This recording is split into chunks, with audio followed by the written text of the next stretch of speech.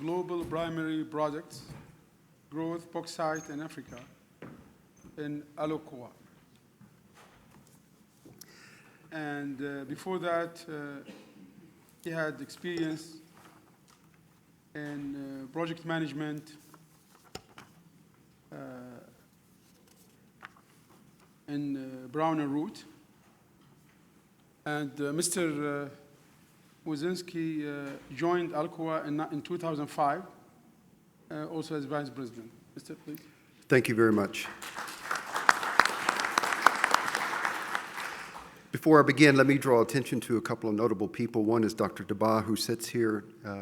He's going to feed, he can probably do a better job at this than I will, because we're going to talk about a project that he helped start. Our good friends at Riyadh Bank, our friends at Bechtel, our friends at Fluor, whom I don't see. They probably went to petrochemicals. There must be more money there. Anyway, we thank you all, and if I missed anyone, I apologize. As we begin to talk about infrastructure at work, one of the things I would like to point out, at least in our opinion, is there's no simple correlation between infrastructural development and economic growth. I know that sounds strange. And there's not always a case of build it and they will come. We see in history many flaws that lead us down to roads that go nowhere. But that said, there are occasions when things do work.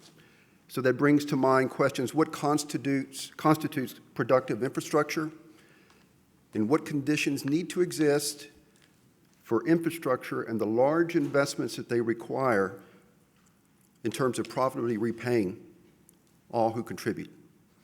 And I thought we would use the project and the joint venture that we have with Modern in Kingdom to best address this. Essentially what we have is an $11 billion project that's currently underway.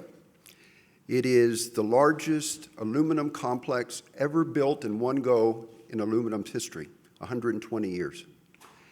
And we're achieving something that's quite different from anything else in the Gulf region.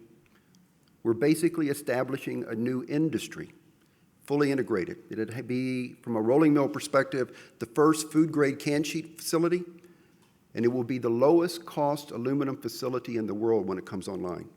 Now, what makes this a little bit different is the tripartite approach.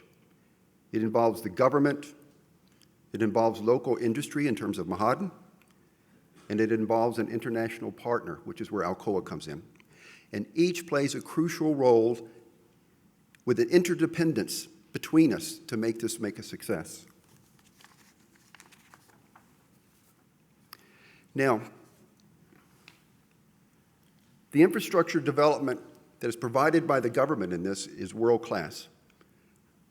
They're providing a port, a railway, which is already finished, energy assets in terms of power, water desal, plus they're providing financing, housing, and all that goes with it.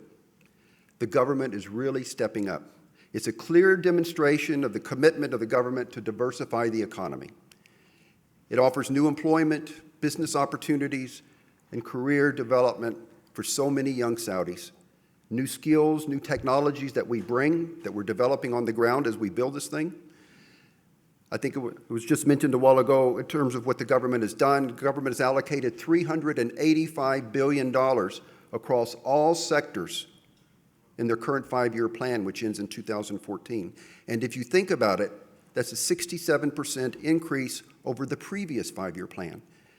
Now, what is remarkable there is half of this budget is directed at industries that focus on human resource development, education, training. I think the one who can best address this, who's not here today, but I know he would love to be, is the current Saudi ambassador to the United States. While he couldn't be here, he left us a few words. Saudi Arabia over the past 10, 15 years has embarked on a very serious program of revitalizing its commercial laws, its tax laws, its legal system.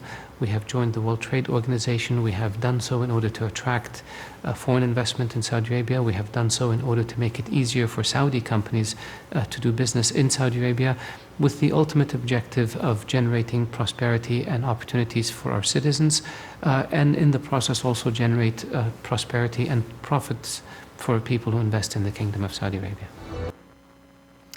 For those of you who have not met His Excellency, the Ambassador Al-Jubair, he's one of the most wonderful people I've ever met. He's a credit to everything that Saudi is, and I congratulate you on that. To us, he's been a big advocate for the project, not only, I'm sure, for Alcoa and others, but so many in this room. So I speak the truth that you know so well. But for Ma'aden and Alcoa, Saudization, as we know it, is a high priority. We want to make sure that every Saudi has an opportunity in what we're trying to do. We're already at 63% in our hiring in terms of hiring Saudis, and we expect that to go even higher. Just a brief word on partnership, because that's what this is about. Ma'aden pictures itself, and I agree, as building the third pillar of the Saudi economy, minerals development. We know well Aramco with oil and gas. We know SABIC with petrochemicals, and Ma'aden would be the third pillar on this stool.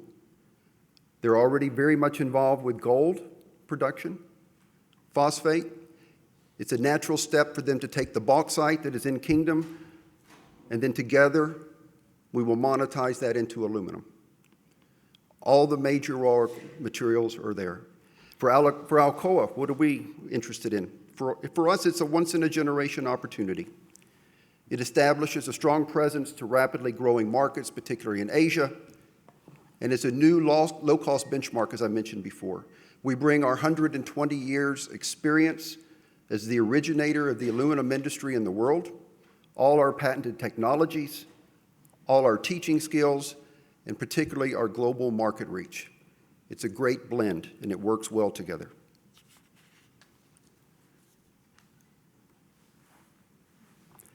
What are the drivers? Ma'aden and the Kingdom, faith in the aluminum industry is well justified. I know that Dr. Daba and others considered this very carefully before they took this step into the aluminum industry. The drivers are there, the megatrends: population growth, people moving into cities, people simply moving, cars, airplanes, all of which are made out of aluminum. And not the least of which is so many, including those in Saudi, who are very interested in environmentally sustainable materials, and Alcoa's at the top, and aluminum's at the top of that list. These megatrends drive primary aluminum production. It's expected to double in the next decade. And a lot of that growth, as I mentioned before, will be in Africa, Asia, and of course in the Middle East. Where is it? Just a short drive north of Jubail, we see this wonderful industrial city coming out of the ground, Ras Al-Khair. It's established by the government, and it keeps to their commitment to balance economic development across the whole of the kingdom. With this facility, there also is a city. There's also houses. There's McDonald's that will be coming up. All the things that we see is the hallmark of progress, and Coca-Cola. Things can move quickly in Saudi as well. These are our milestones. We've met every one. Quite frankly, we've exceeded it, and we're ahead of schedule. And as you can see from the rate of progress, we expect to be making metal here very soon. This is a picture of what it looks like about a week ago. These are 2 of the 4 pot lines that we will build. Each of these is 1.3 kilometers long. It would be the largest facility of its kind when it comes on track.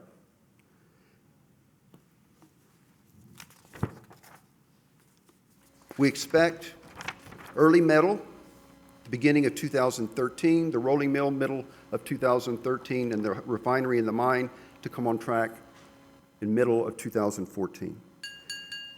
Let me close with the other ambassador who's not here, Ambassador Jim Smith. You heard him this morning for those of you who were there. He has a very southern Atlanta way of summing things up, and I'll leave it with that. If we could get his clip up. For Alcoa, it's strategically important because they're bringing in their best technology, their best management, to their training and education, a sense of corporate social responsibility that helps transform the landscape. So of all the many joint ventures going on today, this one might be the most strategically important. Last closing comment. We have two great nations that have come together, and we're doing something wonderful. We have two great companies, Ma'aden and Alcoa. They're richly different in many ways, but we have a vision that we're realizing together. It's an honor for us as Alcoa to participate in this in some small way. It's good to know that something that comes out of the sand will affect so many lives in the future in Saudi Arabia. Thank you. Thank you very much.